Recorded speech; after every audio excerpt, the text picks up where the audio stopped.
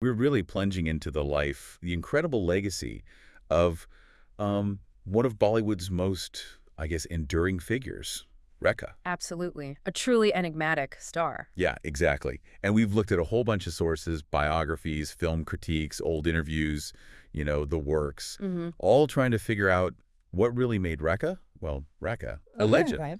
So our mission today is kind of pull out the key insights, trace her journey, her transformation. And that whole thing where her life and art just seems so intertwined. Totally. And of course, the legacy that still fascinates people. So yeah, let's unpack this amazing story. It really is captivating when you put all these pieces together. What jumps out immediately, I think, is how you just can't separate her personal story from her professional one. No, you really can't.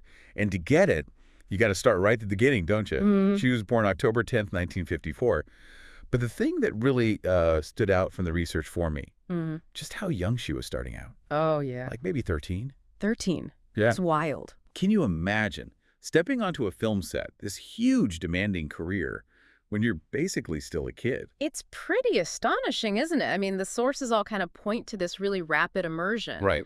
And you have to think, that must have built some serious resilience in her. I do. It wasn't just learning lines, was it? It was figuring out this whole complex adult world. Under a massive spotlight. Exactly. Maybe before she even, fully grasped it all. But that early start, tough as it must have been, it probably fast-tracked her learning curve, her understanding of how things worked. Yeah, makes sense. And from those really unusual beginnings, she definitely transformed. It became this like cinematic force. Oh, absolutely. A lot of the sources we looked at point to 1976. That seems to be a key year. Right, 1976. Yeah. Because of a particular film, Ray Ray. That's the one. It wasn't just, another role. It felt like a real turning point. Right. Showed her evolving her artistic depth, maybe. Yeah, Ray Ray definitely seemed to push her beyond some of the earlier, maybe simpler roles. Hmm.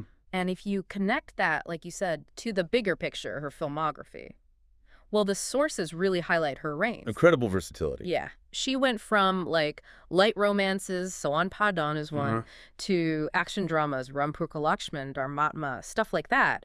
And then these much more nuanced, character-driven films. Anjan comes up a lot.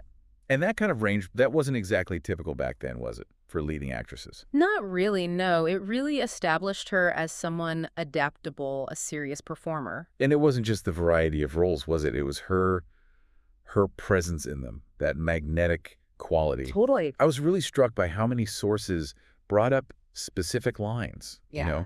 dialogue that became instantly recognizable as hers. Yeah, it says a lot, doesn't it, about the impact she had. A huge impact. It really does.